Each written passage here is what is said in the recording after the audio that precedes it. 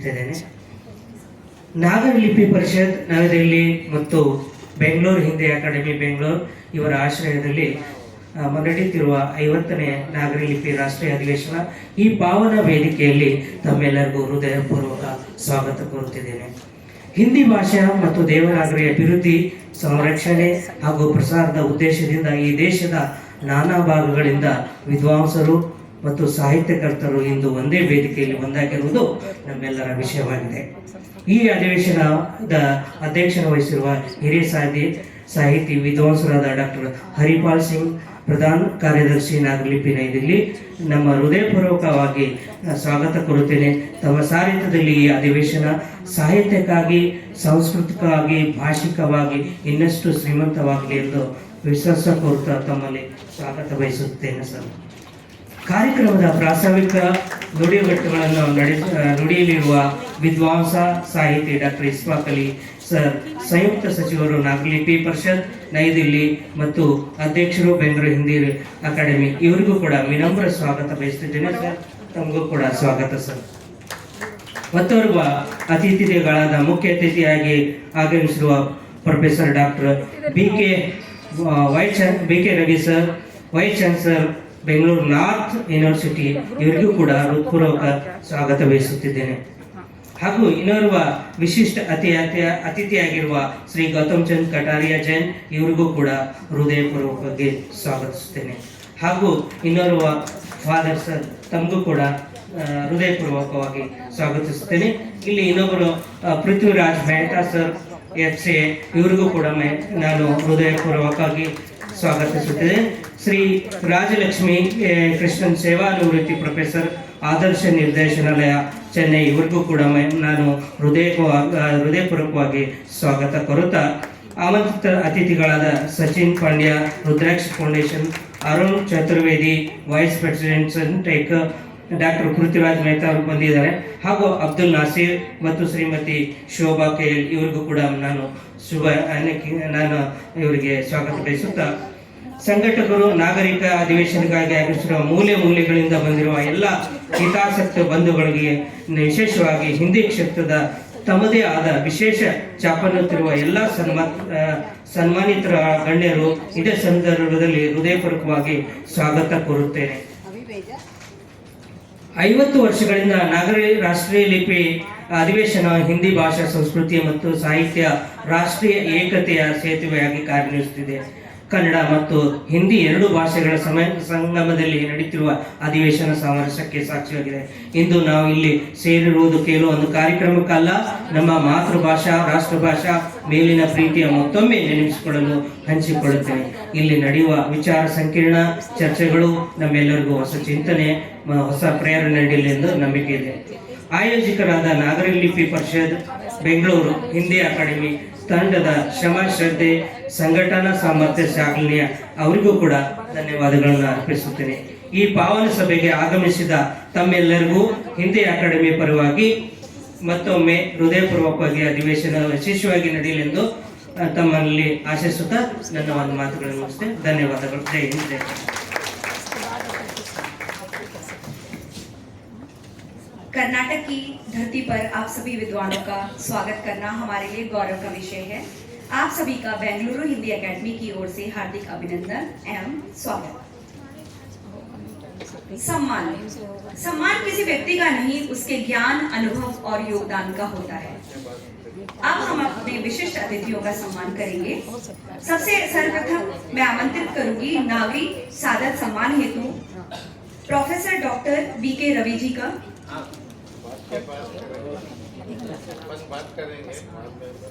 हाँ सर, पहले बात करना चाहते तो मैं आमंत्रित करूंगी सर को कि वो अपने कुछ विचार हमारे समक्ष रखेंगे.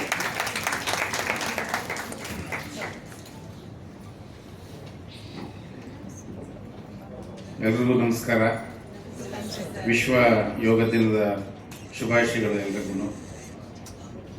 ಈ ಕಾರ್ಯಕ್ರಮದಲ್ಲಿ ಪಾಲ್ಗೊಂಡಿರುವಂತಹ ನಗರಿ ಲಿಪಿ ಪರಿಷತ್ನ ನವದೆಹಲಿಯ ಪ್ರಧಾನ ಕಾರ್ಯದರ್ಶಿಗಳಾದ ಡಾಕ್ಟರ್ ಹರಿಸಿಂಗ್ ಪಾಲ್ ಅವರೇ, ಬೆಂಗಳೂರು ಹಿಂದಿ ಅಕಾಡೆಮಿಯ ಅಧ್ಯಕ್ಷರಾದಂಥ ಡಾಕ್ಟರ್ ಇಸ್ಫಾಕ್ ಅಲಿ ಜಿ ಅವರೇ, ಶ್ರೀ ಗೌತಮ್ ಚಂದ್ ಕಟಾರಿಯಾ ಅವರೇ, ಡಾಕ್ಟರ್ ರಾಜಲಕ್ಷ್ಮಿ ಕೃಷ್ಣನ್ ಅವರೇ, ರೆವರೆಂಡ್ ಫಾದರ್ ಥಾಮಸ್ ಅವರೇ, ಮೆಹ್ತಾ ಅವರೇ, ಬೇರೆ ಬೇರೆ ರಾಜ್ಯಗಳಿಂದ ಬಂದಿರುವ ಎಲ್ಲ distinguished guests, scholars, academicians, members of Nagari Lipi Parishad, Bengaluru Hindi academy, esteem participants, ಮಹನೀಯರೇ ಮತ್ತು ಮಹಿಳೆಯರೇ, ಅಣ್ಣ ತಮ್ಮಂದಿರೇ, मेरा हिंदी बहुत अच्छा नहीं है, बहुत I am not that fluent in Hindi. I think as doctor Ishfaq Ali ji सभी नरेट किया है ना, बेंगलुरु में कौन सा कॉन्फ्रेंसेस हुआ, and all historical conferences have happened in Bangalore, and I am very proud to be with all of you. It's a matter of great privilege and honor for me to be present at the 50th Nagari Lipi Adhiveshan. So I extend my heartfelt congratulations to the organizers for successfully carrying forward a movement that has created immensely to the promotion and preservation of the Nagari script for the past 5 decades. At the outset, I would like to recall the timeless words of Bharatendu Harishchandra, the father of modern Hindi literature and Hindi theatre. निज भाषा उन्नति है सब उन्नति को मूल. The progress of one's own language is the foundation of all progress. These words remain as relevant today as they were more than a century ago.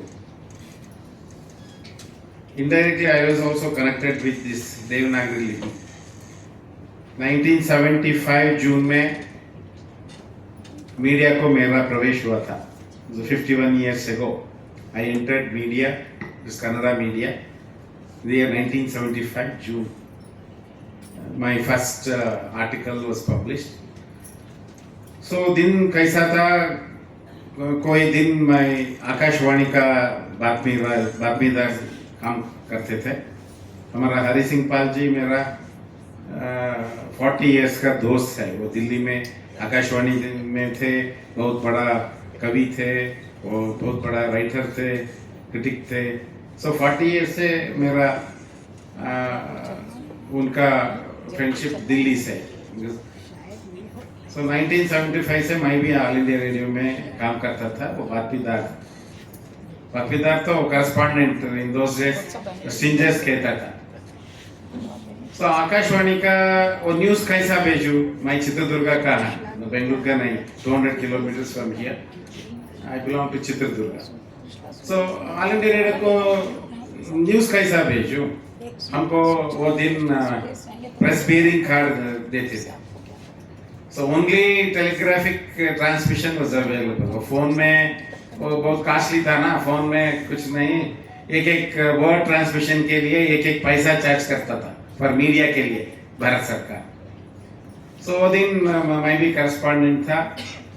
हमारा गांव से वो इट्स डिस्ट्रिक्ट हेडक्वार्टर, हमारा निजलिंगप्पा साहब the former chief minister of Karnataka, हमारा राष्ट्रीय नेता.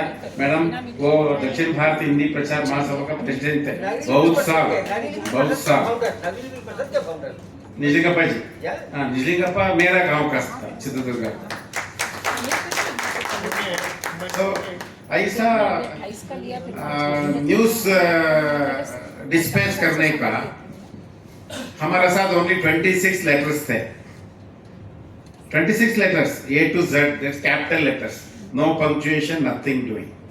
You have to transmit a telegram using English letters. Then all our journalists, we started fighting with Government of India to introduce Devanagari Lipi in Indian telegraphic movement. Then it started. That's how I know this Devanagari Lipi का बहुत बड़ा इतिहास है. सभी English में dispatch होता था.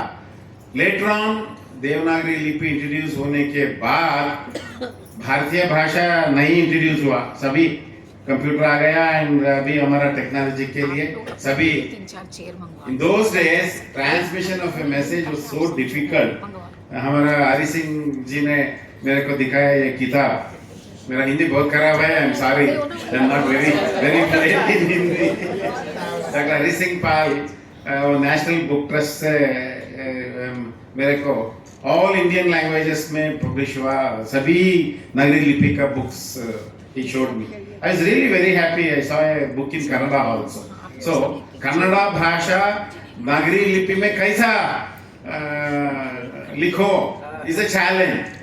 See, I am even today I am so fast in writing Kannada using English letters, because by sending telegram, press telegram, we used to use only A to Z. See, comma, COMMA, only full stop, FULL STOP. So, नागरी लिपि का बहुत बड़ा history है, और देवनागरी लिपि का भी बहुत बड़ा हिस्ट्री है. और हिंदी हमारा नेशनल लैंग्वेज है. हिंदी में भी बहुत बड़ा राइटर्स है, कवि है.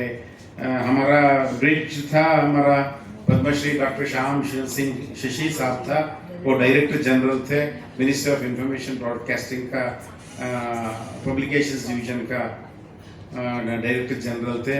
वो हमारा महात्मा गांधी जी का सभी वॉल्यूम्स वो पब्लिश किया. बहुत बड़ा एंथ्रोपोलॉजिस्ट थे, बहुत बड़ा कवि थे.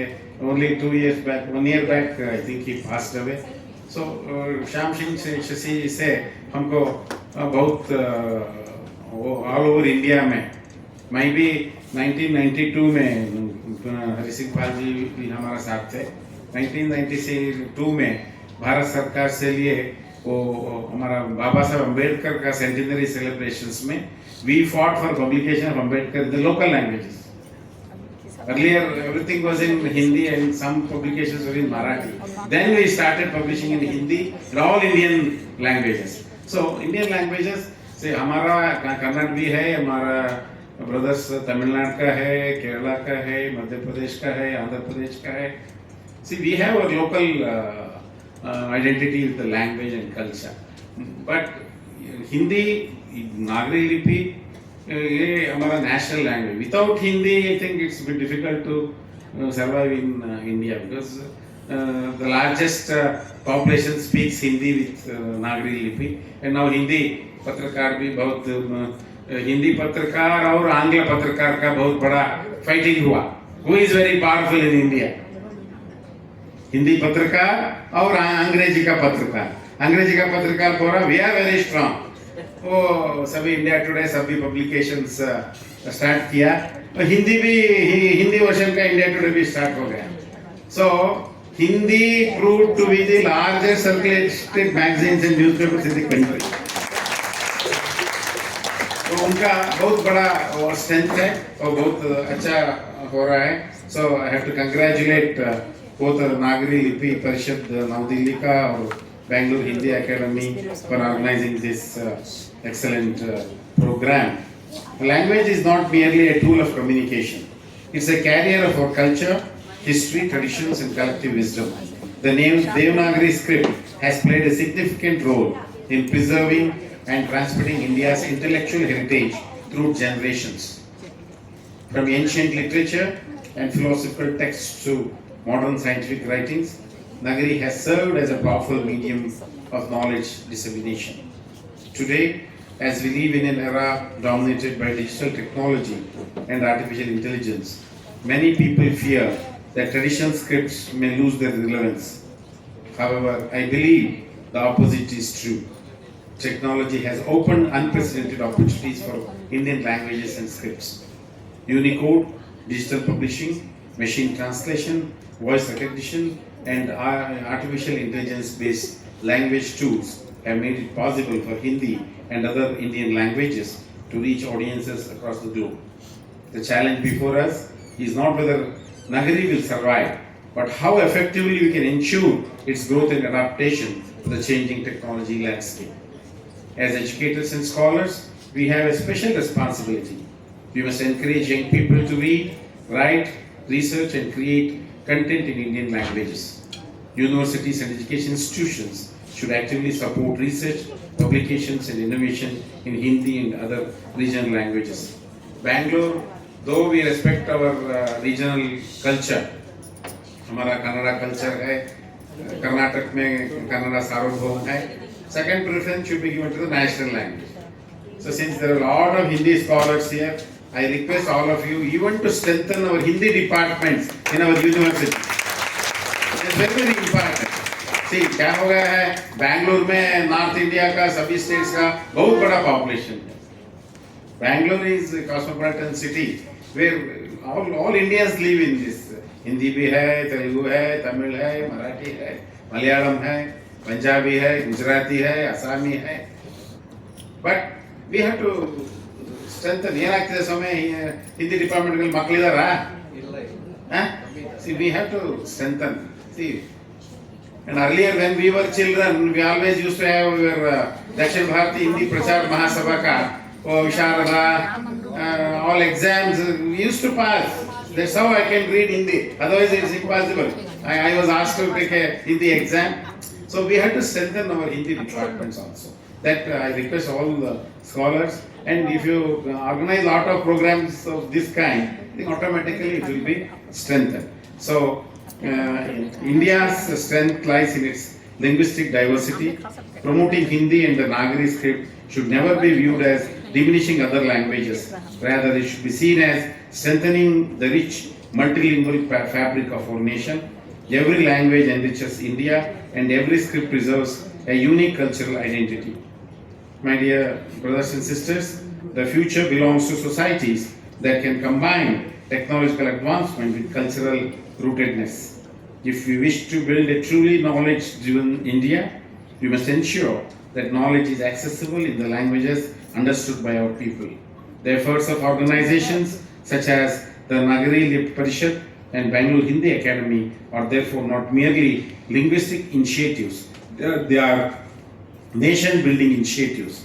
By preserving our scripts and languages, we preserve our civilizational memory and cultural continuity.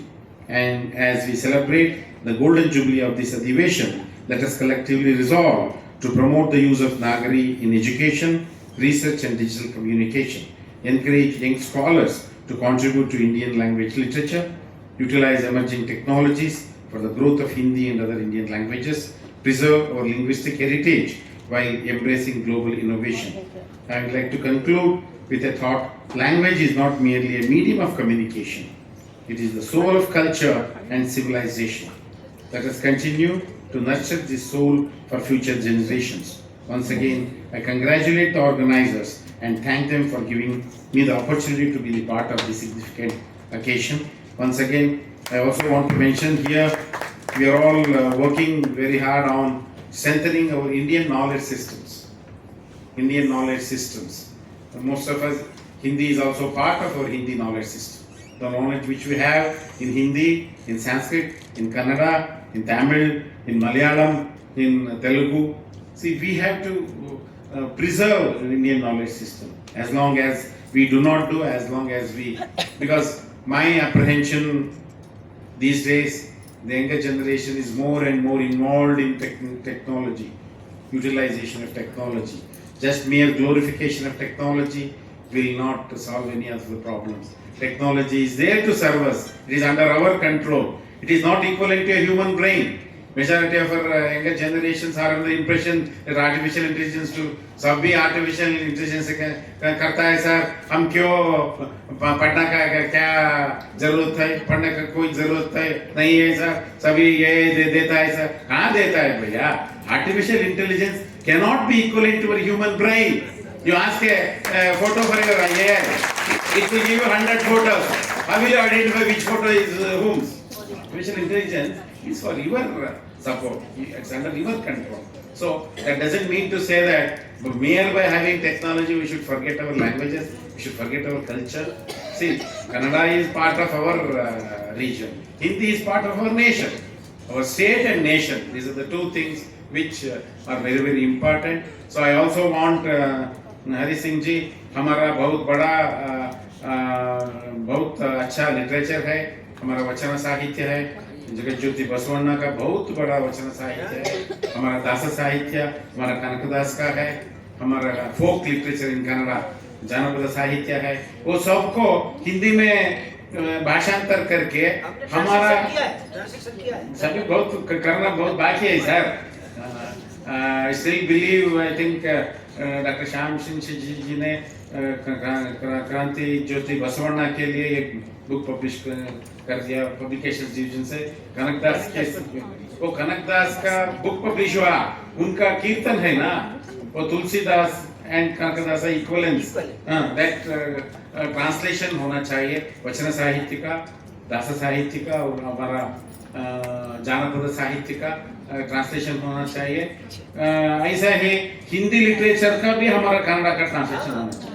This is two way. So Hindi literature is बहुत वास्ट, बहुत बड़ा स्कॉलर्स है, उनका भी कन्नड़ को ट्रांसलेशन करना है, कन्नड़ा ओरिजिनल लिटरेचर को हिंदी को ट्रांसलेशन करना बहुत I think it's the near of the hour. So I think it will bring the nation together. So it's all our culture. It's a multicultural, multilingual, multi-religious, multi-sentiments country. India is not a country. It's very rich in our culture. So once again I thank all the organizers, especially our friend Dr. Hari Singh Pal and Ishfaq Ali ji for inviting me to this function. Very happy to meet ನಿಮ್ಮನ್ನೆಲ್ಲ meet ಮಾಡಲಿಕ್ಕೆ ಒಂದು ದೊಡ್ಡ ಅವಕಾಶ ಆಯಿತು. ಹಾಗಾಗಿ ನಾನು ನಿಮ್ಮೆಲ್ಲರೂ ಕೂಡ ಶುಭ ಕೋರಿ ಇದೇ ರೀತಿ ಅನೇಕ ಕಾರ್ಯಕ್ರಮಗಳಿಲ್ಲ ಆಗಲಿ। ऐसी बेंगलुरु नॉर्थ यूनिवर्सिटी सर आपका ऑर्गेनाइजेशन से आप भी ऑर्गेनाइज कीजिए, हम भी आपके साथ रहता हूँ हमारा हिंदी के लिए सभी programme whatever we want from our side we are with you. Let us all together strengthen both our Kannada language and Hindi language and Nagari Lipi together. It's very, very important. So once again, I thank you, all of you, and I wish you all the best. You kindly permit me. विश्व योग दिन का 2-3 functions है। हमारा हरि सिंह पाल जी ने क्या किया, sir 10 बजे आप इधर होना चाहिए। So I have obeyed his orders. I was here by 10. So I have one more function. Please forgive me. I have to attend 2-3 functions. You kindly permit me. I wish you all the best. सबको शुभकामनाएं। बहुत बहुत धन्यवाद professor doctor BK Ravi ji, आपने अपना कीमती समय निकाला और आज इस कार्यक्रम में आकर हमारे इस कार्यक्रम की शोभा बढ़ाई, तो हृदय तल से आपका आभार व्यक्त करते हैं। अब मैं डॉक्टर इस्फाक अली सर को आमंत्रित करूंगी कि डॉक्टर बीके रवि जी का सम्मान करेंगे। डॉक्टर हरिपाल सिंह जी, डॉक्टर राजलक्ष्मी कृष्णन जी, गौतम जैन कटारिया जी, आप सब जो मंच पर हैं सब लोग जो है डॉक्टर बीके रवि जी का सम्मान करेंगे।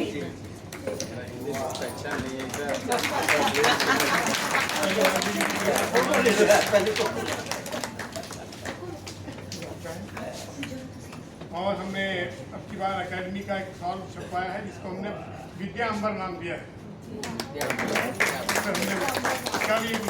हम डॉक्टर बीके रवि जी को नागरी साधक सम्मान से सम्मानित कर रहे हैं बेंगलुरु हिंदी एकेडमी, और नागरी लिपि परिषद की ओर से न्यायमूर्ति शारदा चरण मैत्रा राष्ट्रीय नागरी सम्मान आज उनको प्रदान किया जा रहा है। नागरी लिपि परिषद नई दिल्ली से सर को न्यायमूर्ति शारदा चरण राष्ट्रीय सम्मान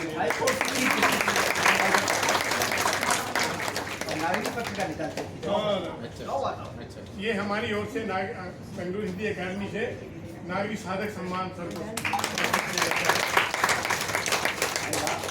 तमिलनाडु से चेन्नई से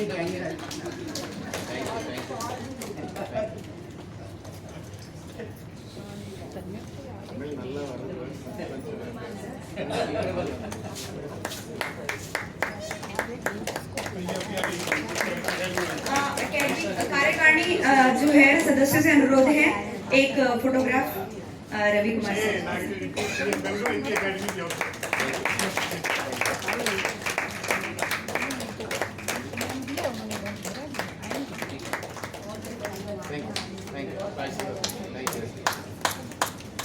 से पूरी झोली भर दी आपने।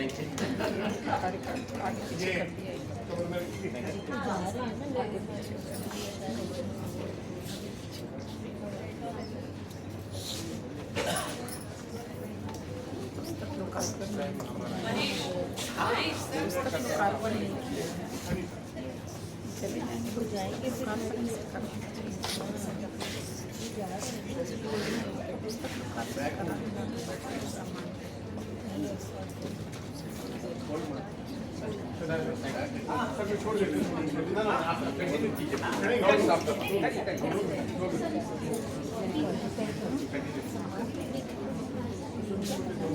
Thank you very much, sir. All the best.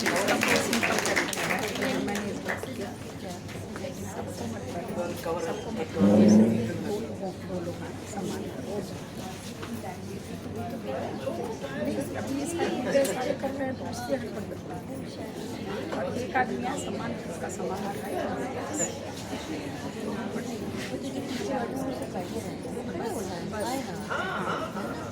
हो जाए ना तो बुलाओ भी मत सम्मान के लिए वो करे नहीं सबसे अच्छा तो है कि वो अब मैं सम्मान समारोह को जो हमारे अतिथि विशिष्ट अतिथि हैं उनको मैं जो है सम्मान हेतु आमंत्रित करती हूँ। सबसे पहले डॉक्टर हरि सिंह पाल जी को नागरी लिपि परिषद के महामंत्री हैं और अभिनंदन करेंगे जोरदार तालियों के साथ।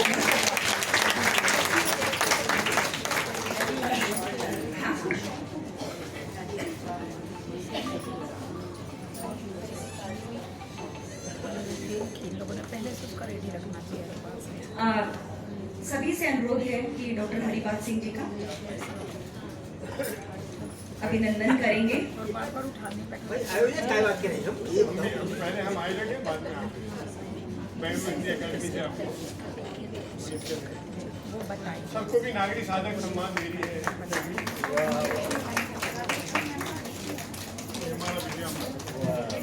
ये मैडम चेन्नई से लाई है।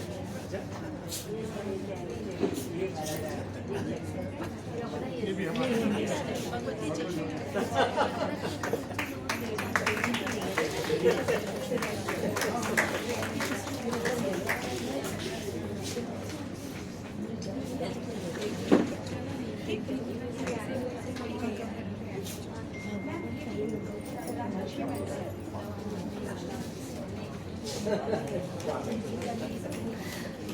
बेंगलुरु हिंदी एकेडमी की तरफ से डॉक्टर हरि सिंह पाल जी को नागरिक साधक सम्मान से सम्मानित किया जा रहा है।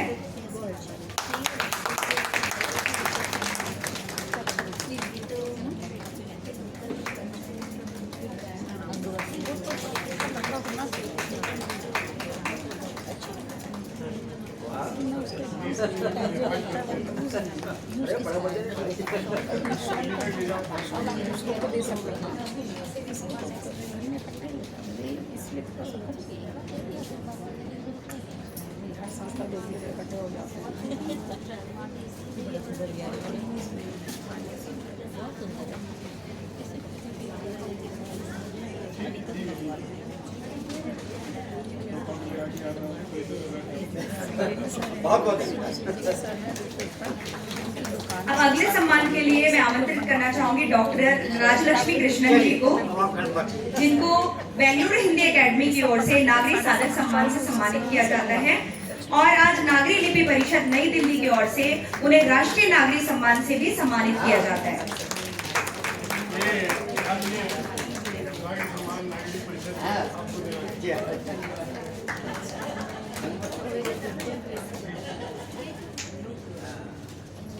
ये नागरिक परिषद का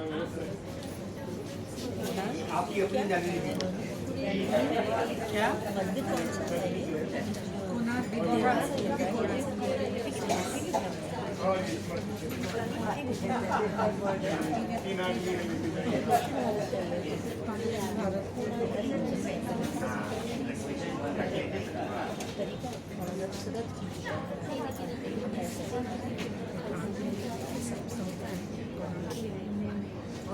हम लोगों ने हमें दिया था, बहुत अच्छा था। इसमें मंदिर बनाया ना, दोनों तरफ और बीच में लोग उसमें आपकी हाँ, अब मैं आमंत्रित करना चाहूंगी डॉक्टर राजलक्ष्मी कृष्णन मैम के बाद में श्री गौतम जैन कटारिया जी को, जिनको बेंगलुरु हिंदी एकेडमी की ओर से हिंदी सेवी सम्मान से आज सम्मानित किया जा रहा है। बहुत बहुत हार्दिक बधाई सर गौतम जैन कटारिया जी। आपका बहुत सहयोग मिला है। जोरदार तालियों से हम सब अभिनंदन करेंगे। ये हमारे लिए गर्व और गौरव की बात है।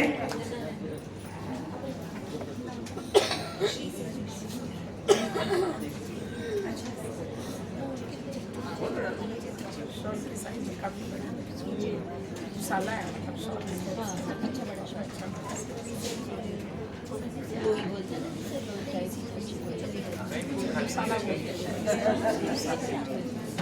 मैं तो यही से लिखती, मैंने बताया ना श्रीहरि भास्कर सर से, भास्कर जो है ना काफ़ी 100 साल 200 साल पुरानी संस्था राजा जी नगर की और में पड़ी है। आप लीजिएगा सारा सामान रखे हुए चित्र सम्मान का हर अब सम्मान में आगे बढ़ते हैं। नागरिक श्री सेवी सम्मान के लिए मैं आमंत्रित करना चाहूंगी सर्वप्रथम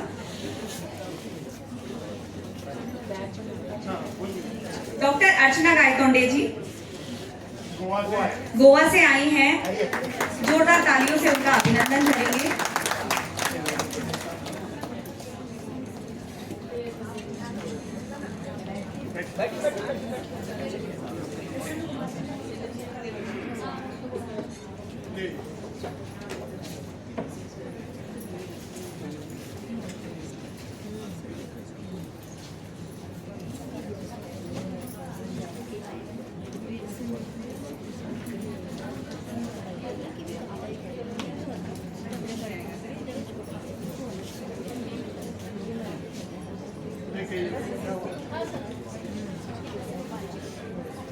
इस जगह को कैसे बड़ी कर सकते हैं।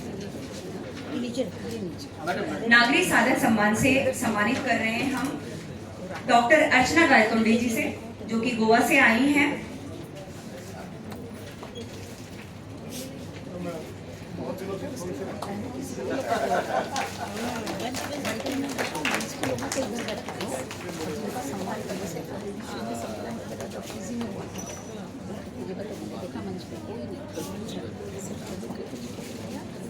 एक आदमी मेरे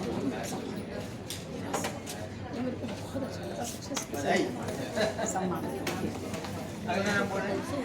अब मैं आमंत्रित करना चाहूंगी डॉक्टर प्रोफेसर CJ प्रसन्न कुमारी जी को। सबको जो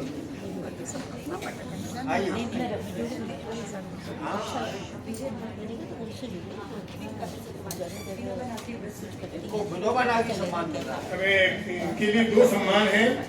थोड़ी सी बात है, प्रोफेसर प्रसन्ना कुमारी जी को नागरिक लिपि परिषद नई दिल्ली की ओर से विनोबा नागरी पुरस्कार व्यक्तिगत रूप से दिया जाता है। हर साल नागरिक लिपि परिषद 2 सम्मान देती है, एक विनोबा नागरी व्यक्तिगत और एक विनोबा नागरी संस्था को, एक संस्था को दिया जाता है। बड़ी बड़ी संस्थाओं को नागरिक लिपि परिषद ने दिया है। ये मैडम को व्यक्तिगत विनोबा नागरी सम्मान है नागरिक लिपि परिषद की ओर से, और बेंगलुरु हिंदी अकादमी की ओर से नागरिक श्री सेवी सम्मान। केरल में हमने जो सम्मेलन किया था आपकी वजह से किया, आपने बहुत सहयोग किया।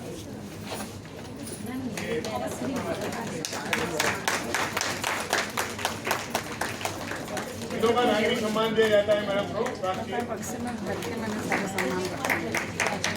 और मैंने तो करके सब दे दी, बदली कर तो मैंने बदली कर कैसे दे दी ऊपर का नाम प्लास्टिक की बॉडी में निकाल दिया उसमें। डिस्ट्रीब्यूटर होते हैं गरीब तो शौक भी नहीं है कि सजाते रखो। मैंने अगला नाम बोले विशाखापट्टनम से विजय कुमारी डॉक्टर विजय कुमारी जल्दी जी का स्वागत करना चाहेंगे हम, जो कि विशाखापट्टनम से आई हैं। भारती जल्दी विजय कुमारी जयंती को नागरिक लिपि परिषद नई दिल्ली ने निर्मला देश पांडे राष्ट्रीय पुरस्कार दिया है, और हमने बेंगलुरु हिंदी अकादमी ने नागरिक श्री सेवी सम्मान दिया है। 2 सम्मान उनको दे रहे हैं हम।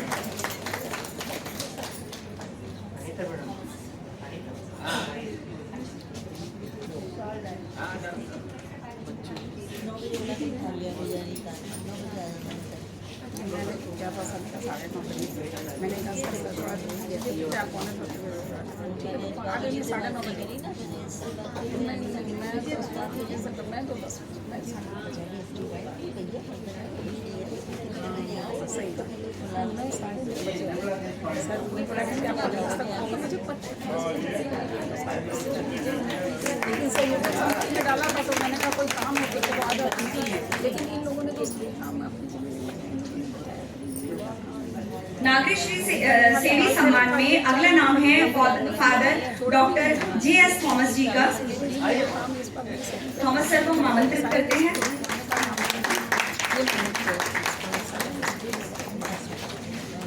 वापस मैंने कर दिया, फिर मैंने कहा चलो मैं स्पॉन्सर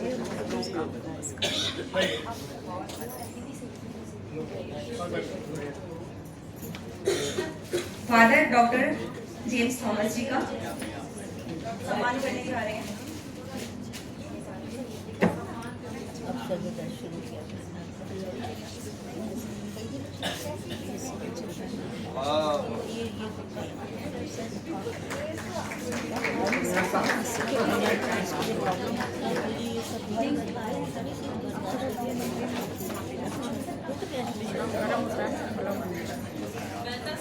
चला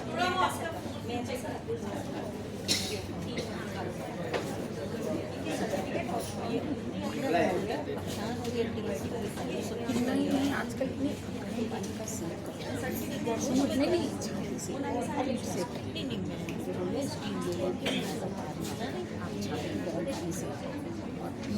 पानी से सीखोगे ना आपको एकदम आराम हो जाएगा और मन मिल जाएगा आपका तरीका इस तरीके से।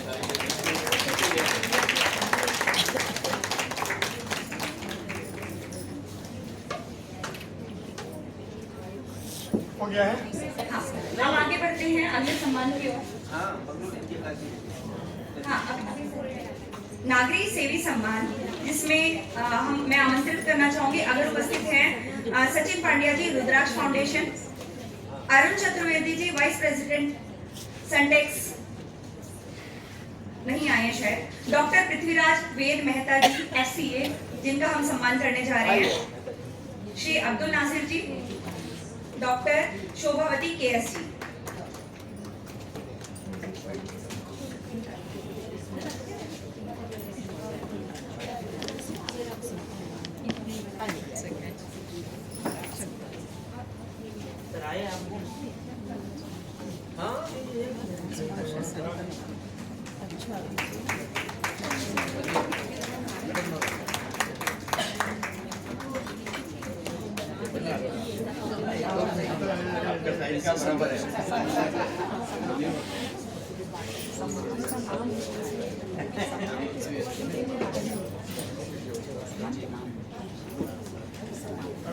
श्री अब्दुल नासिर जी,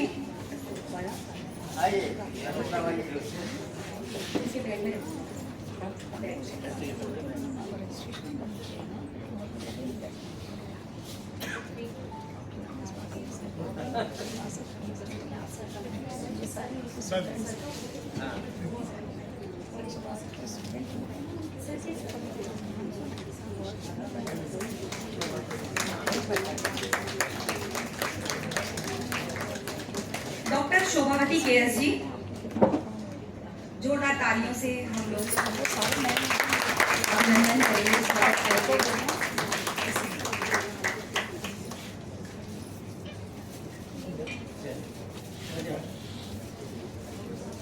शोभावती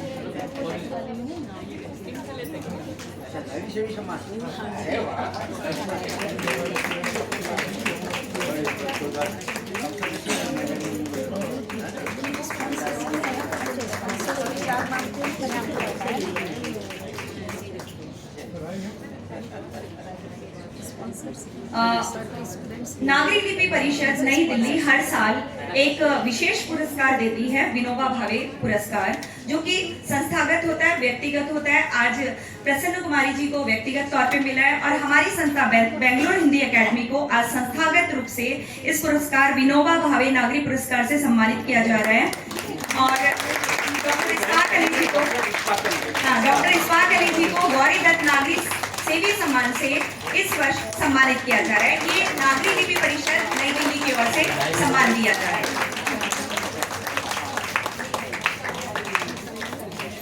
पता नहीं है क्या किसी को चेंज करना चाहिए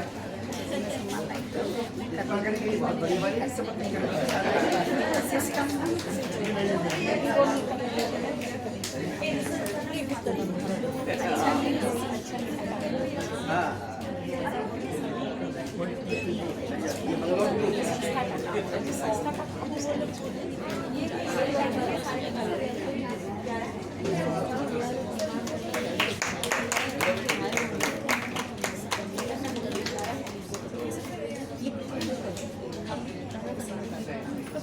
पता चल रही कि भाई अब लोगों को लगे कि दूसरी संस्थाएं आपका सम्मान विनोबा नागरी समाज नागरी लिपि ये बेंगलोर में चल गया और ये गौरीदत्त पंडित गौरीदत्त नागरी सम्मान व्यक्तिगत बेंगलोर से बाहर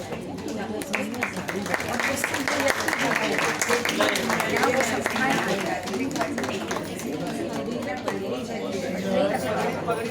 देख करके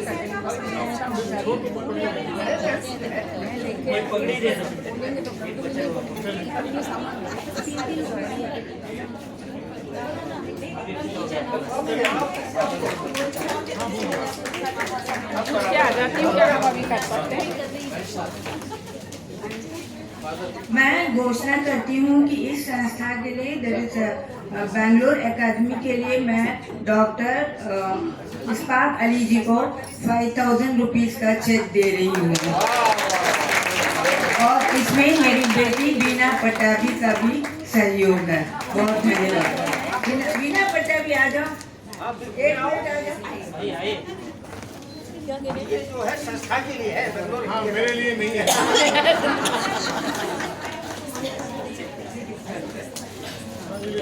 हाँ आओ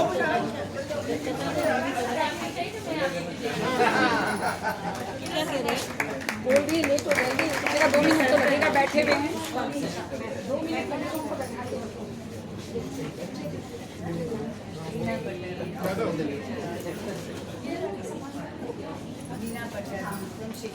ओके, हाँ, वीना जी हमारे शिकागो से आई हैं, जो कि डॉक्टर राजलक्ष्मी मैम की बेटी हैं और विशेष रूप से राजलक्ष्मी मैम के साथ के इस कार्यक्रम के लिए वो शिकागो से आई हैं। जोरदार तालियां मैम के लिए। तो मंच एक अपना छोटी सी भेंट देकर उनको सम्मानित करना चाहेगा। इनके लिए हमने पहले से बना के रखा है। शिकागो अमेरिका से आई है।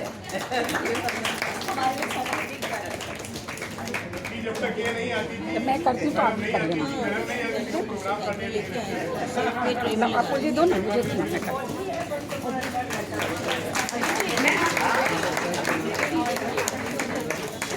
सम्मान करिए, आप भी करेंगे। हम भी सम्मान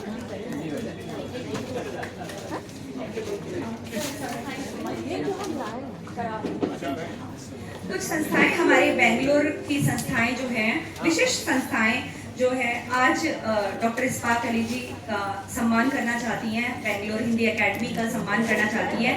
सबसे पहले मैं आमंत्रित करूंगी अभ्युदय राष्ट्रीय संस्था को, जिसके संस्थापक डॉक्टर इंदु झुंझुनवाला जी हैं, वो सम्मान करेंगी।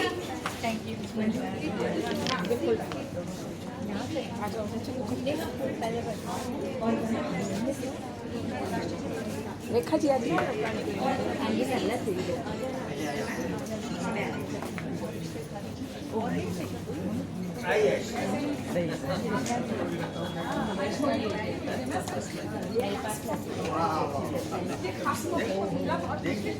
टोपी आ गए। हाँ बिल्कुल बैठो।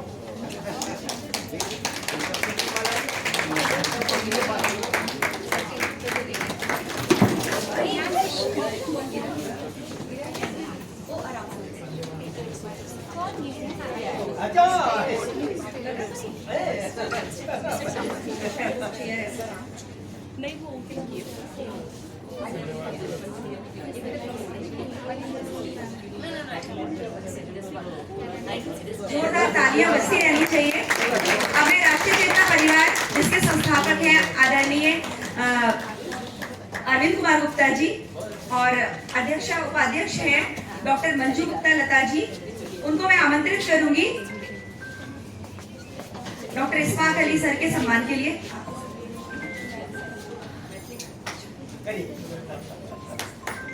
मैथिली मैम को भी आमंत्रित करूंगी। मैथिली मैम राष्ट्रीय चेतना परिवार की संरक्षक है और जिया साहित्य परिवार की ओर से भी आई है। मैम बहुत सारे मंचों में बैठी हुई है।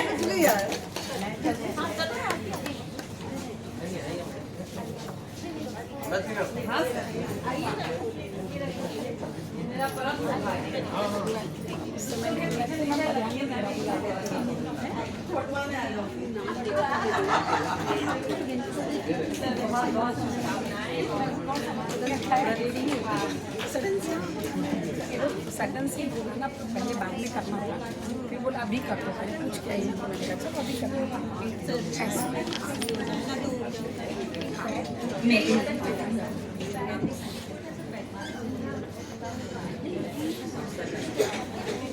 बस बहुत हो गया, अब जहाँ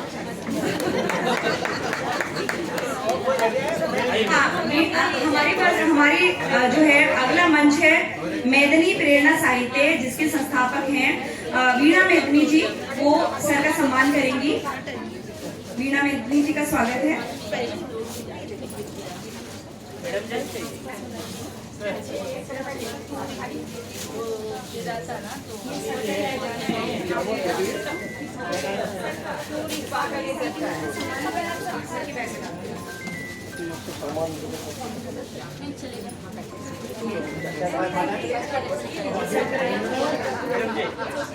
वीणा मेदनी मैम, क्या हो गया? वीणा जी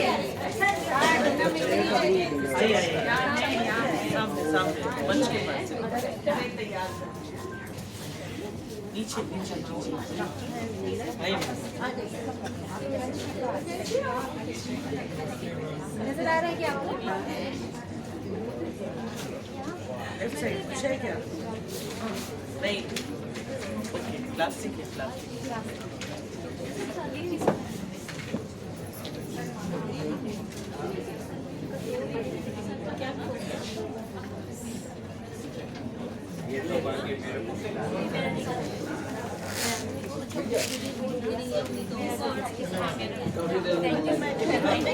सभी संस्थाओं का बहुत बहुत आभार। और यहाँ पर ये बेंगलुरु में सभी संस्थाएं मिलकर हिंदी के उत्थान में अग्रसर हैं, ये हमारे लिए बहुत बड़े गौरव की बात है। अब समय अभाव के कारण जो है चाय का समय हो रहा है, लेकिन परंतु हमारा लोकार्पण सत्र बाकी है, तो फटाफट हम अपने लोकार्पण सत्र की तरफ बढ़ेंगे। साहित्य समाज की चेतना का दस्तावेज होता है। आज अनेक महत्वपूर्ण पुस्तकों और शोध पत्रिकाओं का लोकार्पण भी इस अधिवेशन में की विशिष्ट उपलब्धि है। आज यहाँ इस मंच से 11 पुस्तकों का लोकार्पण होने जा रहा है और अनेक पत्रिकाओं का लोकार्पण हो रहा है। सबसे पहले मैं आमंत्रित करूंगी रिसर्च जर्नल मीमांसा का लोकार्पण। रिसर्च जर्नल मीमांसा लोकार्पण सत्र की ये पहली कड़ी, जिसमें प्रस्तुत कर रहे हैं अंतर्राष्ट्रीय ख्याति प्राप्त शोध पत्रिका मीमांसा। वर्ष 2015 से निरंतर प्रकाशित यह बहुभाषी एवं बहुविषयक शोध पत्रिका देश विदेश के शोधार्थियों, प्राध्यापकों और विद्वानों को एक सशक्त अकादमिक मंच प्रदान कर रही है। विशेष प्रसन्नता का विषय यह है कि अब इसका प्रकाशन बेंगलुरु से प्रारंभ हुआ है और आज इसके प्रथम बेंगलुरु संस्करण का लोकार्पण हो रहा है। मैं आदरणीय हमारे अतिथिगण हैं, उनसे विनम्र अनुरोध करती हूँ कि शोध पत्रिका मीमांसा का लोकार्पण संपन्न करें। जोरदार तालियों के साथ स्वागत होगा।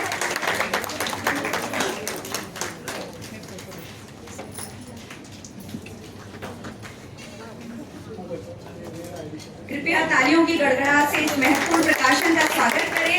नाभी लिपि परिषद और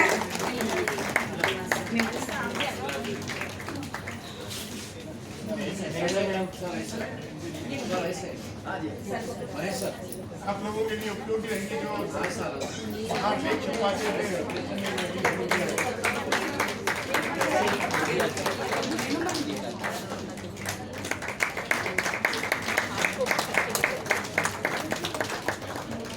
सेशन मैगजीन है और हिंदी इंग्लिश दोनों में हमने एकेडमी से शुरू किया है। 15 साल से हम इसको दिल्ली से निकालते थे, इस साल हमने बेंगलुरु से शुरू किया।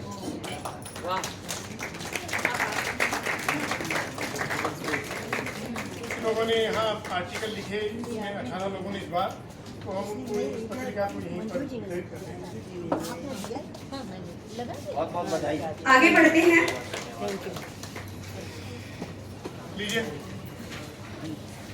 दूसरी पत्रिका। हाँ सर। हाँ, इसके बाद मैं दूसरी पत्रिका हमारी वैश्विक हिंदी पत्रिका सौरभ का लोकार्पण करने जा रहे हैं। न्यूयॉर्क अमेरिका से प्रकाशित प्रतिष्ठित वैश्विक हिंदी पत्रिका सौरभ वर्ष 1992 से यह पत्रिका विश्व भर में हिंदी भाषा, साहित्य और भारतीय संस्कृति के प्रचार प्रसार का महत्वपूर्ण कार्य कर रही है। 3 दशकों से अधिक समय से यह पत्रिका विश्व हिंदी परिवार को एक सूत्र में पिरोने का कार्य कर रही है। बहुत बढ़िया। मैं आदरणीय अतिथिगण से अनुरोध करती हूँ कि वे इस पत्रिका सौरभ का लोकार्पण करें। लाइए नीली सी पत्रिका।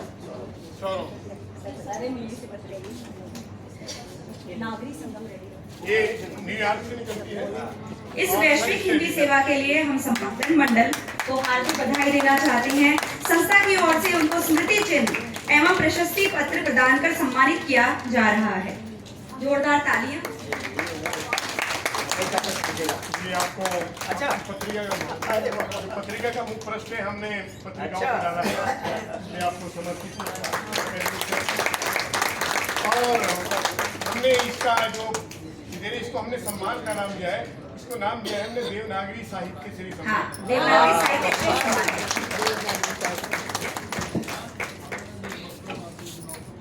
शोध पत्रिका नागरी संगम का अगले उसमें विमोचन करने जा रहे हैं। अब हम नागरी लिपि परिषद की प्रतिष्ठित शोध पत्रिका नागरी संगम के 189वें अंक का विमोचन कर रहे हैं।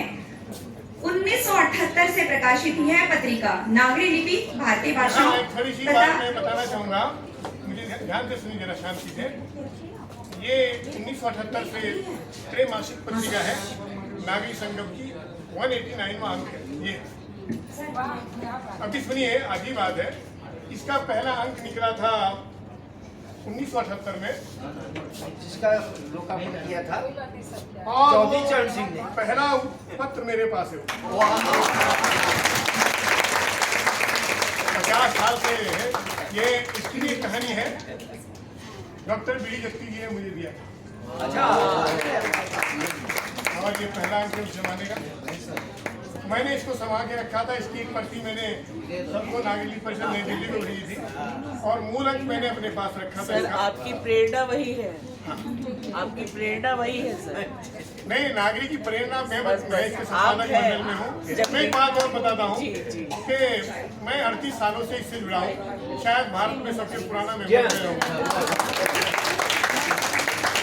और एक बड़ी बात यह है कि जब बीडी जत्ती जी राष्ट्रपति थे तो हिंदी के पत्र हम लोग लिखा करते थे, तो उन्होंने कहा आप नागरी से जुड़िए, और ये पत्रिका उन्होंने दिया। तो मैंने उसको संजो कर रखा। मैंने एक प्रति सर को भेजी थी और तो ये मैंने आज लेके आ ढूंढ के कि आप लोग भी इसका तरीके से दर्शन करें। और उन दिनों ये रट गत्ते के पेपर में आया करते इस तरीके से। सर हम लोग को भी दर्शन हो गए जी। अब लोकार्पण हेतु प्रस्तुत है श्रीमती अनीता तोमर का काव्य संग्रह संवेदना के पार। मैं आग्रह करती हूँ कि अनीता जी के पतिदेव भी यहाँ पर हैं, कृपया मंच पर आइए। और उनकी बेटी भी यहाँ पर है, कृपया मंच पर आइए। इतनी देर से संचालन कर रही थी, अब एक बार उनको मंच दिया जाए। अच्छा, उनके ऑफिस के एक कलीग भी आए हैं, सहपाठी सहकर्मी, कृपया मंच पर आइए। और यह संग्रह मानवीय संवेदनाओं, सामाजिक सरोकारों और जीवन के विविध अनुभवों की भावपूर्ण अभिव्यक्ति है। कवियत्री ने अपने अनुभवों और संवेदनाओं को सहज एवं प्रभावी शब्दों में पाठकों तक पहुंचाने का प्रयास किया है। मैं आदरणीय अतिथिगण से निवेदन करती हूँ कि वे इस काव्य कृति का लोकार्पण करें।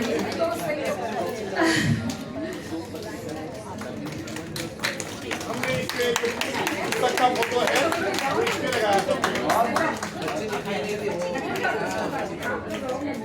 जो आप शुरू में कार्यक्रम में बैठे थे, छोटी बच्ची है, जो वीडियो चल रही थी वो इसने बनाई थी।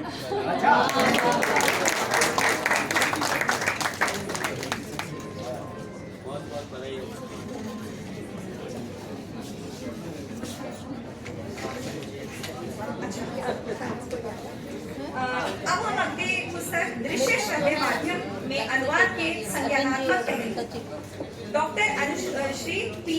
शोध परक पुस्तक दृश्य श्रव्य माध्यम से अनुवाद के संज्ञानात्मक पहलू। यह पुस्तक अनुवाद, संज्ञानात्मक, मनोविज्ञान तथा आधुनिक जनसंचार माध्यमों के बीच संबंधों का गंभीर एवं विस्तृत अध्ययन प्रस्तुत करती है।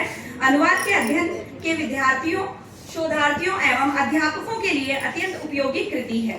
मैं आदरणीय अतिथिगण से अनुरोध करती हूँ कि वे इस पुस्तक का लोकार्पण करें। डॉक्टर अनुश्री PS जी, मैं उनके पतिदेव को भी आमंत्रित करना चाहूंगी कि हर स्त्री की कामयाबी के पीछे उनके पतियों का हाथ जरूर होता है।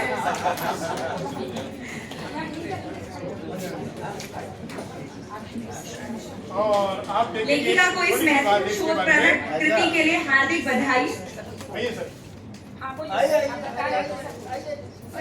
ये संज्ञानात्मक पहलू अनुवाद का एक मनोवैज्ञानिक खोज है। इसका जो ऊपर का कवर पेज है मैंने बनाया। अच्छा, मेरी विद्यार्थी है ना, मेरी शोधार्थी है, तो और आपको पढ़ेंगे। संज्ञानात्मक सोच अलग होती है, हाँ, कॉग्निटिव चीजें हैं उनको किस तरीके से अनुवाद में हम लोग प्रयोग करते हैं, इसका एक बहुत बढ़िया रूप शोधार्थियों के लिए उन्होंने तैयार किया है, जो भारतीय शोधार्थी रिसर्च स्कॉलर के लिए बहुत काम आएगा। बहुत अच्छी पुस्तक है। बहुत संस्था की ओर से डॉक्टर अनुश्री PS को स्मृति चिन्ह और प्रशस्ति पत्र से प्रदान किया करके सम्मानित किया जा रहा है। प्रशस्ति पत्र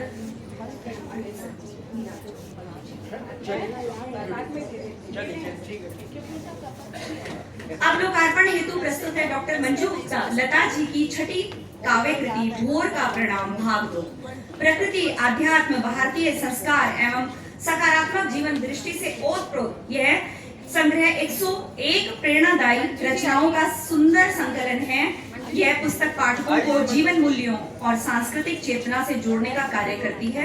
मैं आमंत्रित करना चाहूंगी राष्ट्रीय चेतना परिवार के संस्थापक आदरणीय अरविंद कुमार गुप्ता जी, मैथिली मैम आपको कैसे छोड़ सकते हैं, मैथिली मैम और मीना गुप्ता जी।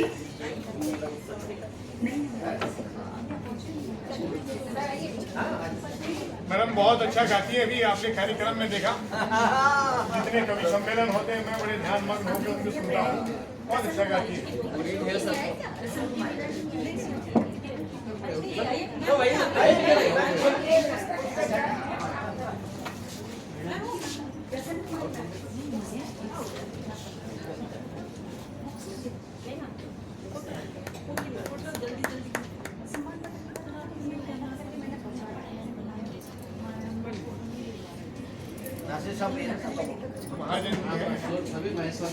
महाजन जी है। इस पुस्तक के लोकार्पण हेतु बधाई, बहुत बहुत बधाई। कवित्री को इस उत्कृष्ट कृति के लिए हार्दिक बधाई एवं शुभकामनाएं। संस्था की ओर से डॉक्टर मंजू गुप्ता लता जी को स्मृति चिन्ह देकर सम्मानित किया गया। अब आगे बढ़ते हैं। अब प्रस्तुत है डॉक्टर CJ प्रसन्न कुमारी जी की पुस्तक प्रणय दूत का विमोचन। प्रणय दूत डॉक्टर CJ प्रसन्न कुमारी जी, यह मलयालम से हिंदी में अनुदित उपन्यास है। मूल लेखिका मलयालम की हैं, KP सुधीरा जी हैं। उनके प्रणय दूत शीर्षक उपन्यास जो महाकवि कालिदास के एक संदेश पर आधारित है, उसी शीर्षक पर यह प्रणय दूत पुस्तक है जो आज विमोचित की जा रही है और अमर प्रकाशन कानपुर द्वारा यह प्रकाशित हुई है। देखिए मैडम की 2 पुस्तक है, ये अनुदित है प्रणय दूत और वो मलयालम में है।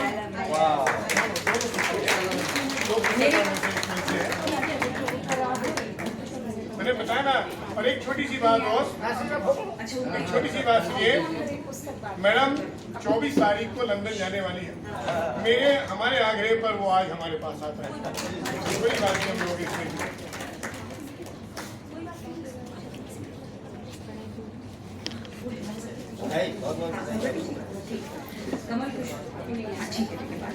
वाणी की गूंज। अब लोकार्पण हेतु श्रीमती भगवती सक्सेना गौड़ जी के लघु उपन्यास वाणी की गूंज का विमोचन किया जा रहा है। वो आइए सर। यह कृति समाज की अनसुनी आवाजों, स्त्री संघर्ष, सामाजिक यथार्थ, कर दीजिए, आराम कर दीजिए, प्रश्न कर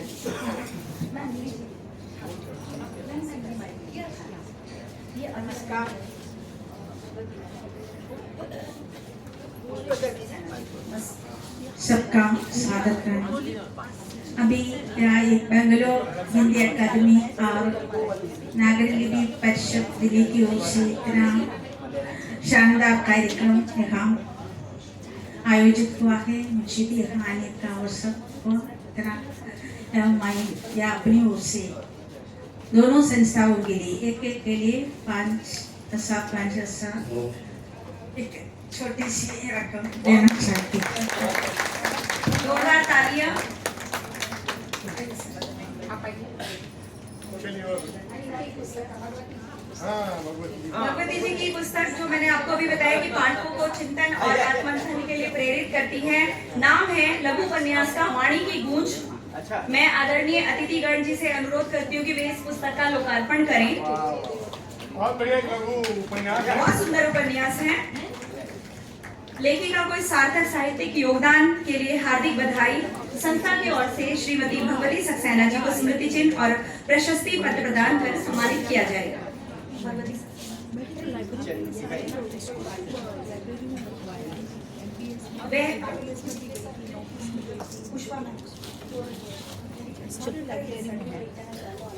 छोटे छोटे उपन्यास हैं जो लोग यूनिवर्सिटी के लोग बैठे हैं सिलेबस में लगाते हैं, उन चीजों को ध्यान रहे तो अच्छा है।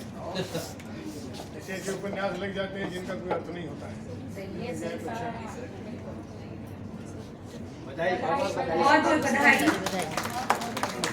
वह झुकेगी नहीं, नीरा आर्या। अब प्रस्तुत है श्रीमती पुष्पा त्रिपाठी पुष्प जी की प्रेरणादायी कृति वह झुकेगी नहीं, नीरा आर्या। यह पुस्तक भारत की प्रथम महिला जासूस और वीर स्वतंत्रता सेनानी नीरा आर्या के अदम्य साहस, राष्ट्र प्रेम और संघर्षपूर्ण जीवन की प्रेरक गाथा है। यह कृति नई पीढ़ी को देशभक्ति और आत्मबल का संदेश देती है। मैं आदरणीय अतिथिगण जी से अनुरोध करती हूँ कि वे इस महत्वपूर्ण पुस्तक का लोकार्पण करें। लेखिका को इस प्रेरणादायी पुस्तक हेतु बहुत बहुत बधाई। संस्था की ओर से पुष्पा त्रिपाठी जी को स्मृति चिन्ह और प्रशस्ति पत्र प्रदान किया जा रहा है।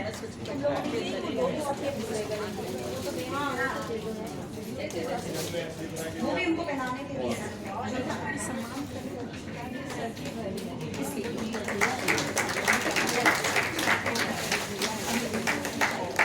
बहुत बधाई। मैं समझ गई। और बढ़िया कुछ चीजें हैं जो जिनको हम भुला देते हैं। चीजों को ठीक करके आप छोटे छोटे समारोह में हमारे ग्रुप में हो बधाई है।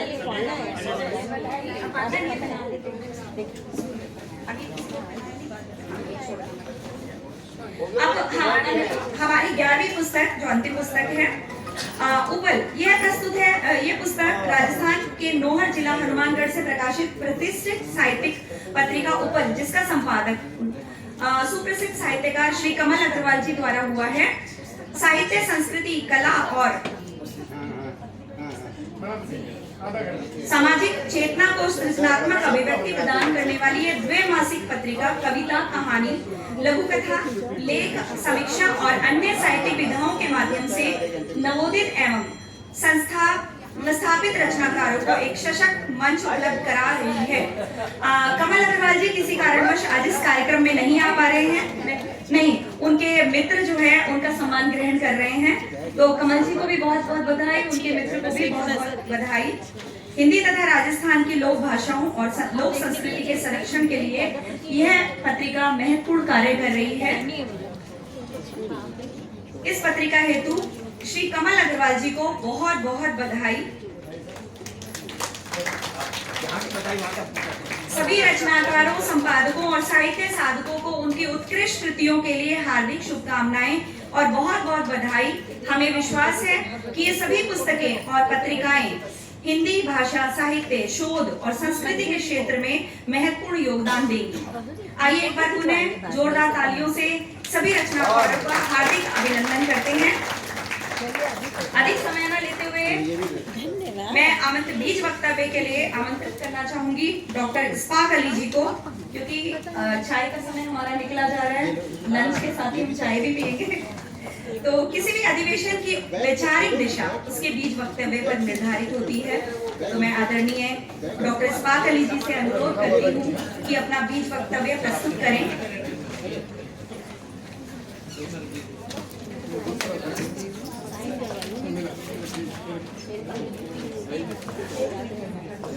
आदरणीय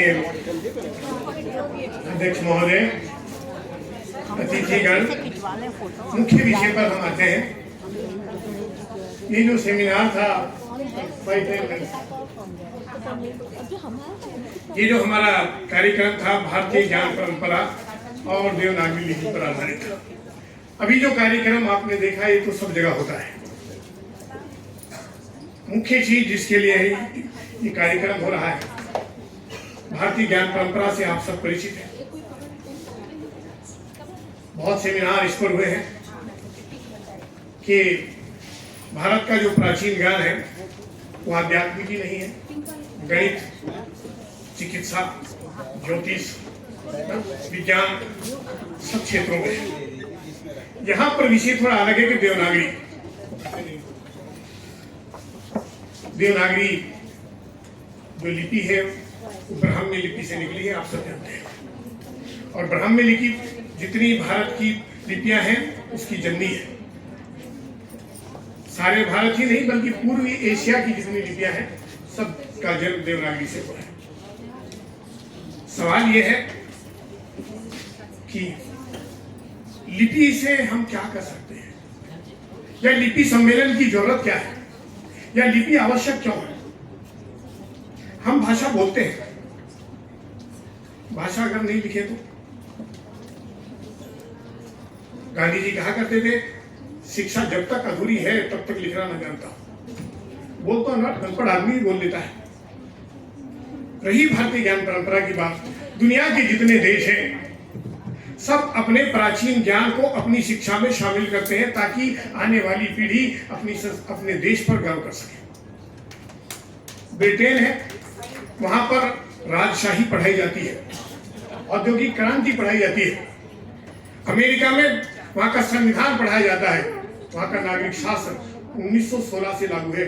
1986 में जब new education policy Rajiv Gandhi के जमाने में आई, हमने भी सामाजिक अध्ययन विषय इसीलिए शुरू किया था। इसके पीछे एक लॉजिक था ताकि हम अपने जो सोशल स्टडी है उसमें भारतीय ज्ञान परंपरा को पढ़ाया जा सके। उसके पीछे ये मतलब था। अमेरिका के अगर हमने फिनलैंड की जो शिक्षा व्यवस्था है वहां पर फिनिश साहित्य, वहां का पर्यावरण, वहां क्या संस्कृति वो शामिल है, इसलिए वो फिनिशिंग है फिनलैंड वासी है। चीन एक शासन पद्धति है, वहां पर लोकतंत्र नहीं है, एक ही शासन की पद्धति, क्योंकि वहां पढ़ाया जाता है वहीं का इतिहास, अपने इतिहास को गर्व करते हैं। साम्यवादी विचारधारा, इसलिए अभी तक वहां कोई दूसरी विचारधारा नहीं बनी। वहां की लिपि चित्रलिपि है, बड़ी अजीब लिपि है, लेकिन वो अपनी लिपि से बहुत प्रेम करते हैं। तो जरूरी है कि क्यों ज्ञान परंपरा की बात होती है, इसलिए होती है कि अपने देश की जो ज्ञान परंपरा की चीजें पढ़ाई जाए। आने वाली पीढ़ी गर्व करेगी कि हम भारतीय हैं। जैसे हम कहते हैं वसुधैव कुटुंब वाली बात, ये प्राचीन काल से चली आ रही है, अभी भी चली आ रही है। विनोबा जी कहा करते थे, क्योंकि नागरिक की बात है, कि पानी में तालाब में अगर पत्थर फेंकेंगे तो चारों तरफ तरंगे फैलेंगे। अगर पत्थर का टुकड़ा कहीं मिट्टी के भाग में धंस गया तो धंस गया, लेकिन अगर पत्थर के ऊपर लगा तो पत्थर वापस आ जाएगा। यही बात भारतीय संस्कृति की है कि भारतीय संस्कृति पर जो चोट पहुंचती है कि उसकी जो संस्कृति है, उसकी जो विशेषता है वो प्रदर्शित होती है और लोगों को कुछ ना कुछ देती है। इस चीज का भारतीय विश्वविद्यालयों पर प्रभाव पड़ा, उनके ज्ञान का प्रभाव पड़ा और नागरिक लिपि वाली बात देश में पैदा हुई। मैं कह रहा था पहले भाषण में अपने कि जब विनोबा जी जब लोग ये कोशिश कर रहे थे कि नागरिक लिपि का प्रसार हो, 1960 में विनोबा जी के साथ लोग 1916 में, और नागरिक लिपि पूरे देश में पढ़ाने का प्रसार हो। आप देखते हैं गांधी जी का अवतरण कहाँ होता है, जब पूरे देश के हर चीज पर अंग्रेजी का अंकुश हो जाता है। गांधी जी अहिंसक आंदोलन करते हैं, वो विद्वान नहीं थे, लेकिन उनको ये जरूरी था कि ये भारतीय संस्कृति का पतन हो रहा है, इसलिए वहां उन्होंने अहिंसक तरीके से हिंदी और नागरी का एक तरीके से प्रचार प्रसार किया। आपको याद हो, जो लोग जानते हैं 1918 का इंदौर अधिवेशन, जब गांधी जी इंदौर में गए, बड़ा प्रसिद्ध अधिवेशन है 1918 में, वहां से हिंदी की बातें चली थी। जो इंदौर में अधिवेशन था, गांधी का जब मालूम चला कि ऐसा आदमी आया है जो अपनी देश की बातों पर अपनी देश के बारे में बात करता है, बहुत पतला दुबला आदमी जब पहुंचा, लोगों ने उनके स्वागत के लिए एक बग्गी, घोड़ों वाली बग्गी, घोड़े जुते हुए थे, वो लेकर के जाने वाले थे। वहां के छात्रों ने, अध्यापकों ने वो घोड़े खोल दिए और हाथ से खींचने लगे और नारे लगाने लगे, जय हिंदी जय नागरी। कैसा दृश्य होगा वो जमाना, कैसा प्रेम होगा। 1916 में BHU बना, बनारस हिंदू यूनिवर्सिटी बनी। गांधी जी वहां गए, उनको भाषण देने के लिए खड़ा करना पड़ा। वो कहने लगे, इस पवित्र नगर में मुझे बोलते हुए शर्म आती है कि मैं विदेशी भाषा में बोलूं, लेकिन मैं विदेशी भाषा में नहीं बोलूंगा, मैं अपनी भाषा में बोलूंगा। वहां पर स्टेज पे जो वायसराय, जो अंग्रेज लॉर्ड साहब थे, सब भाग गए, अकेले पंडित मदन मोहन मालवीय रहे और मंत्र मुग्ध भाव से गांधी जी को सुनते रहे। देश प्रेम, ये हिंदी और नागरी का। मैडम बैठी है, दक्षिण भारत हिंदी प्रचार सभा मद्रास में बनी। उनके छोटे बेटे देवदास गांधी, जो सबसे पहले हिंदी के प्रचारक बन के मद्रास में आए थे, 18 साल की उम्र में, 18 साल की उम्र में। उनकी शादी राजगोपालाचार्य की बेटी लक्ष्मी जी से हुई। शादी हुई तो पंडित मदन मोहन मालवीय ने पूछा, दहेज में क्या मिला? दहेज में क्या मिला? उन्होंने कहा, चेन्नई सेंट्रल स्टेशन पे बताऊं। फिर पूछा, दहेज में क्या मिला? गांधी जी ने एक छोटी पर्ची लिखी, उनके हाथ में दी, उसमें लिखा था देवनागरी और हिंदी। तो ये बातें हैं। लक्ष्मी देवी की जो बेटी है तारा गांधी भट्टाचार्य, वो आजकल संरक्षक है नागरिक। तो ये बातें, वो चीज विनोबा जी की। फिर विनोबा जी आए, उन्होंने यही कहा कि मैं ही वादी नहीं, मैं भी वादी हूं। बड़ा प्रसिद्ध कमेंट है। मैं नहीं चाहता कि नागरी चले, नागरी भी चले, प्रांतीय भाषा भी चले और नागरी भी चले। क्यों चले? इसमें तर्क है। दुनिया के बड़े बड़े लोग, बर्नार्ड शॉ जैसे, मैकडोनल्ड जैसे, वो रोमन पर आरोप लगाते हैं कि उसमें जो कहा जाता है वो लिखा नहीं जाता। देवनागरी में जो कहा जाता है वो लिखा जाता है, जो बोलोगे वो लिखोगे। देखिए, सर बैठे, कैप लगाए, कैप के लिए सी लिखा जाएगा, किंग के लिए के लिखा जाएगा। अराजकता नहीं तो क्या है? आरोप लगाते हैं कि बड़े बड़े शब्द नागरी में लिखे जाते हैं। आप लिखिए महाराष्ट्र, अंग्रेजी रोमन में लिखिए महाराष्ट्र, कर्नाटक कर्नाटका, तना भाषा, BHU भाषा, है ना? चम चम चम चम चम चम छम छम छम छम, कितने बड़े शब्द हैं। हमारे यहाँ तो वो अराजकता नहीं है। लोग आरोप लगाते हैं देवनागरी के ऊपर के 52 शब्द है, अंग्रेजी में 36 शब्द है। सोचते ही नहीं है। कैपिटल लेटर लिखने के 26, कैपिटल लेटर और स्मॉल लेटर 26 लिखने के, कैपिटल लेटर पढ़ने के 26, लिखने के 26, 26 × 4 104 होते हैं। देवनागरी पर ऐसी आरोप लगा दिया लोगों ने कि उसमें तो ये सब लिखा जाता है। और सुनिए, बहुत चीज साइलेंट है। आप लिखोगे नॉलेज के साइलेंट, साइकोलॉजी P साइलेंट, नहीं तो साइकोलॉजी पढ़ो। क्यों नहीं पढ़ते? यार अराजकता तो हमारे यहाँ नहीं है। भाषा से कोई फर्क नहीं पड़ता है। भाषा में कोई लिपि लिखो, कोई फर्क नहीं पड़ता है। विनोबा जी यही कहते थे कि आप लिपि बदल लो, आराम हो जाएगा। अब देखिए, थोड़ी देर के लिए आप पैंट पहनते हैं, लुंगी पहनते हैं, शरीर पे कोई असर पड़ता है क्या? आपका जो नाम है वही रहेगा, पैंट पहनो, लुंगी पहनो। अब मिठाई को पत्ते में खाओ या चांदी के थाली में खाओ, स्वाद में कोई फर्क पड़ेगा? तो अपनाने में क्या परेशानी है? ये तर्क है। दुनिया की सबसे बढ़िया वैज्ञानिक लिपि, मॉन्ट्रियल यूनिवर्सिटी कनाडा में एक शोध हुआ। वहां पर दुनिया की 12 भाषाएं, 12 परिवार की 3000 भाषाएं, 12 शोध वैज्ञानिकों ने रिसर्च किया और कहा कि 3000 भाषाओं को देवनागरी में लिखा जा सकता है। जर्मन के लोग हैं, जर्मन के लोग बड़े विद्वान होते हैं, हर चीज को देखते हैं। विलियम जोन्स जब भारत आए, देवनागरी को बड़े अच्छे ढंग से पढ़ा और सबसे पहले उन्होंने जर्मन में देवनागरी को लिथ्रो लिपि में लिखा। वहां पर म्यूजियम है और उन्होंने देख करके पढ़ा, भगवान को धन्यवाद दिया कि मुझे इसको पढ़ने का मौका मिला, भारत को पढ़ने का मिला, भारतीयता को पढ़ने का मौका मिला। वो लोगों से मिलते थे। एक बार तो उन्होंने लिखा है, थोड़ा बढ़ा देता हूं, सगुन जैसे विचार भी, ये भी लोग सगुन बताते हैं, वो भी भारतीय ज्ञान परंपरा में उन्होंने जोड़े। ज्यादा लंबा नहीं करके थोड़ा आगे बढ़ता हूं। एक छोटी सी बात आपको बताना चाहता हूं। भारतीय संस्कृति की विशेषता है, यूनान और मिस्र रोम सब मिट गए जहां से, कुछ बात है कि हस्ती मिटती नहीं हमारी। बहुत कोशिश हुआ लेकिन इस देश की सभ्यता संस्कृति यही की है। एक बहुत बड़ी बात है जो मैं बोल के बताना चाहूंगा, चित्रालंकार।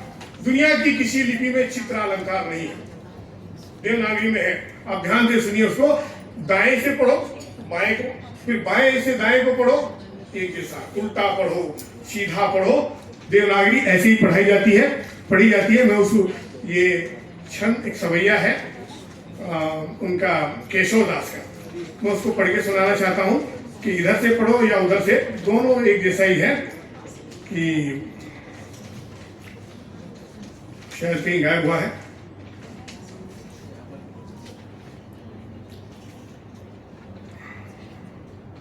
हाँ, मेरा देखिए, केशव का एक सवैया है। माँ सब मोह सजे बन बीन नवीन बजे सम मोम समा, लारी लतानी बनावती सारी लिसाती बनावती रान तमा, मानव ही हरि मोरद मोद दमोदर मोहि रही बनवा, माल बनी बल केशव दास सदा बस केर बनी बनवा। इधर पढ़ो उधर पढ़ो, एक जैसा पढ़ो।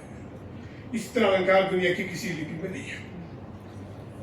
आप सब अध्यापक हैं, ज्यादा नहीं कहेंगे, प्रोफेसर से। संबंधवाद की एक थोड़ी है, वरदाई मरकुर कोफरा की। उसने कहा पढ़ाई जब तक नहीं होती है जब तक 3H, एक हेड, एक हेड, एक हेड, हार्ट। जब तक तीनों हेच नहीं होंगे लर्निंग प्रोसीजर पूरा नहीं होगा। आप पढ़ते हैं, बहुत बड़े विद्वान हैं, पढ़ते हैं, लिख नहीं सकते। बहुत बातें की जाती है। मैं बहुत अच्छी टाइपिंग करता हूं, मेरी गति इतनी है, लिखते कितना है, लिखना खत्म कर दिया लोगों ने। मुझे भी बेंगलुरु में डिग्री कॉलेजों में कई जगह जाने का मौका मिला। जब मैं बीएड कॉलेज में था मुझे मालूम नहीं था, मालूम है। लोग क्लास में बच्चों को लिखना नहीं सिखाते, लिखना आता ही नहीं है। एक वीडियो बनाते हैं, ग्रुप में डालते हैं, पढ़ो पास कर हो जाओ। तमाशा हो रहा है, एजुकेशन सिस्टम सब खराब करके रखा है। वीडियो बनाते हैं, उसको पढ़ के बच्चे पास होता है, डिग्री में बच्चे लिखना नहीं आता है, क्या फायदा। और वैज्ञानिक बोलते हैं कि हमारे हाव भाव है ना, वो जिसको लिखना आता है उसी को। अनपढ़ आदमी की भाषा देखिए, वो ऐसे ही करता रहता है, ये कहा है, वो कहा है, वो कहा है, ये कहा है। जो पढ़ा लिखा वो ऐसे ऐसे सब करता है, क्योंकि इसके अंदर कॉन्सेप्ट बनते हैं, संप्रत्य बनते हैं। किसको कहोगे विशाल, हम कह रहे विशाल, ये विशाल होता है, विशाल ऐसे होता है। उसका कंसेप्ट उसके माइंड में होता है, उसके दिमाग में होता है। तो इसलिए जरूरी है कि हम सब अध्यापक हैं, लिखना सिखाएं बच्चों को, पढ़ना सिखाएं लोगों को। हमारे जमाने में पाल साहब जानते होंगे, सुलेख लिपि आती थी, हल्के हल्के पेन से उनके ऊपर हम बड़े मोटे पेन से लिखाते, समाप्त हो गई है। बात करते हैं वैज्ञानिकता की, हम होता है ना, तख्ती लिखी जाती थी, खत्म हो गया सब। अंग्रेजी के 3 लाइन आती थी, उसमें लिखना सिखाया जाता था, सब खत्म। कंप्यूटर पे चल रही है उंगली, उससे कोई बड़ा विकास होने जाने वाला नहीं है। मैंने 3H का कॉन्सेप्ट बताया। जब तक 3H नहीं होगा, आदमी का न तो व्यवहार बनेगा, न वो शिक्षित कहा जाएगा। गांधी जी कहते थे कि जिसकी अधूरी, जिसको लिखना नहीं आता उसको पढ़ना नहीं आता है। तो ये बहुत जरूरी है कि हम ये सेमिनार इसलिए आयोजित किया कि लोग अपने बच्चों को लिखना सिखाएं, छात्रों को लिखना सिखाएं। डिग्री कॉलेज के बच्चे हिंदी लिख नहीं सकते, अगर बोलोगे तो नहीं लिखेंगे। बोर्ड पे लिखो, कक्षा 5 की तरह लोग लिखते हैं। दुख की बात नहीं तो क्या है, दूसरे देशों में हिंदी को सीखते हैं ना। आप वहां उतरिए थाईलैंड में लिखा हुआ है, जब एयरपोर्ट लिखेंगे वो कुछ है ना, विमानतल बोलते हैं वहाँ, विमानतल कुछ नाम है उसका, हार्दिक स्वागत, वही लिखा है ना। एपिग्राफी का एक मैगजीन उससे निकलती है, उससे श्रीलंका से, उसमें पूर्वी एशिया की सारी बातों को लिखा है। हम बहुत कुछ कहेंगे अभी सेमिनार में मिलेगा कि वहां पर लिपियां मिली है, यहाँ पर मिली है, वहां पर। अब क्या हो रहा है भाई? हम अध्यापक होने के लिए आते क्या कर रहे हैं, क्या सिखा रहे हैं हम लोगों को? ध्यान दीजिए, ब्रिटेन यूरोप क्यों आगे है? ब्रिटेन की भाषा अलग, जर्मन की भाषा अलग, रशिया की भाषा अलग। जर्मन में जर्मनी है ना, यूनान में यूनानी है, रशिया है, लेकिन लिपि एक है, इसलिए एक जैसी एकता है। अगर हमारे देश में हो जाए तो क्या परेशानी है? वहां पर एक जैसी टाइपिंग है, कंप्यूटर पे ऐसे ही लिखा जाता है, मोबाइल पे ऐसे ही लिखा जाता है, तो वो सब एक जैसे। भाषा अलग अलग है उनकी, लेकिन एक जैसा है। यूरोप में तो यूरो मुद्रा जैसी बात चली है। दुनिया में एक विचार आया है कि भाई पूरा विश्व एक हो जाए, सारी सरकार हो जाए, एक डाक टिकट हो जाए, एक जैसी बात चल रही है, और हम अभी भी वही पर है। जबकि हम ये जानते हैं कि दुनिया की सबसे महत्वपूर्ण वैज्ञानिक लिपि देवनागरी है। सारा साहित्य लिखा जाता है। लोग कोसते हैं, बनारस का कोस था, अपना जो पैसा था वो रख के मरा था कि ये पैसा देवनागरी लिपि में, रोमन के लिए देवनागरी में लिखा जाना चाहिए। लोगों ने ऐसे प्रयास किए, विनोबाजी ने प्रयास किए। नागरिक लिपि परिषद एक संस्था है जो पूरे भारत में प्रचार प्रसार करती है। आपने बाहर देखा होगा, हिंदी प्राइमर, चीनी primer, Kannada primer, Sinhala primer, हर भाषा रशियन प्राइमर सिखाने के लिए नागरिक लिपि ने प्रयास किए, प्रशिक्षण कार्यक्रम किए। लेकिन लोग आते हैं, जाते हैं और इस कान से निकालते हैं, दो कान क्यों दिए भगवान ने? सुनने के लिए, एक निकालने के लिए। बहुत जरूरी है हम जो सेमिनार आयोजित करते हैं, ऐसे क्यों करते हैं? ताकि लोगों पर कुछ तो प्रभाव पड़े। अपने बच्चों को सिखाएं, अपने आप लिखना सिखाएं। हस्ताक्षर भी अंग्रेजी में मारते हैं, अरे कम से कम अपनी मान मर्यादा रखिए। हमारी जो पहचान है उसको बना करके रखा जाए। तो इस सत्र में इस पर विचार हो, और दूसरे सत्र में जो है कुछ दक्षिण भारतीय लिपि और देवनागरी। हम जानते हैं कि दक्षिण भारतीय लिपि सभी ब्राह्मी लिपि से बनी है। पहले उत्तर में इसको नागरी बोलते थे, दक्षिण में नंदी नागरी बोलते थे। 7वीं शताब्दी तक दक्षिण भारतीय सभी लिपियां एक जैसी थी। 7वीं शताब्दी के बाद सब अलग अलग हो जाती है। 13वीं 14वीं शताब्दी में कन्नड़ और तेलुगु लिपि अलग अलग हो जाती है। लगभग एक परिवार की भाषा है। कर्नाटक में सबसे पहले बादामी की गुफा से सबसे पहले नागरी के संकेत मिले। श्रवण बेलगोला पर से कर्नाटक में बहुत नागरी के अवशेष मिले हैं। तो ये सारी लिपियां एक है। हम उधर उस तरीके से बात करें। यहाँ पर बेंगलोर में, कर्नाटक में एक थी चन्नम्मा हेलिकली, वो भी एक मैगजीन निकालती है, कन्नड़ देवनागरी लिपि देवनागरी है, लिखा जाता है कन्नड़ में। तो लोगों ने तो प्रयास किए हैं, प्रयास किए जाने चाहिए। जब हिंदी प्रचार का प्रारंभिक काल था तो कुछ मैगजीन यहाँ निकलती थी, जैसे भारतवाणी एक जमाने में, तो उसमें कन्नड़ और हिंदी के शब्द आते हैं। लोगों को सीखने में बड़ी आसानी होती थी। हम उधर से कुछ सब पत्र मैलार जी है, राजभवन जी है, अनुश्री है, अपने पेपर सूचना क्रांति पर पढ़ेंगी क्योंकि सूचना क्रांति के जमाने में देवनागरी कहाँ तक पहुँची। विकिपीडिया है, बहुत चीज़ है, कहाँ तक है ना।